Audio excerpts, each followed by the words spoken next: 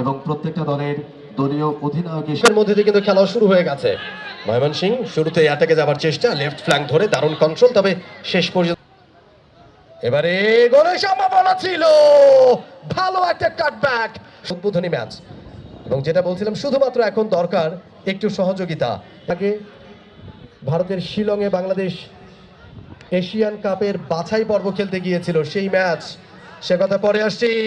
ভালো অ্যাটাক, প্রভাব কতখানি, একজন ভালো ফিনিশারের অভাব কত, সেটা অনুধাবন করতে পেরেছেন নিশ্চয় আমাদের অতিথি যারা এই মুহূর্তে মঞ্চে আসর অলঙ্কৃত করেছেন, তারাও সেই ম্যাচ দেখেছেন এবং তারাও নিশ্চয়ই সেটার যে অভাব, একজন ভালো ট্যালেন্টেড ফুটবলারের অ্যাটাকে যাবার চমৎকার ড্রিবলিং আমরা দেখছি। ও একাই চেষ্টাটা করেছিলেন, তবে সামনে চান্স ক্রিয়েট হতো।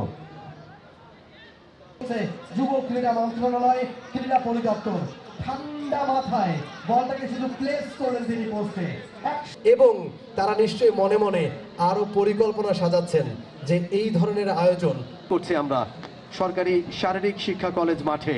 এই মুহূর্তে যেন মিলন মেলা, 16টা দল। ভালো একবার ময়মনসিংহ রাখতে পারেনি, সেখান থেকে বল কেড়ে নিয়ে পাল্টা অ্যাটাকে যাওয়ার চেষ্টা, কিন্তু খুব বেশিক্ষণ বল রাখা যায়। তৈরি রয়েছে অপূর্ব দাস।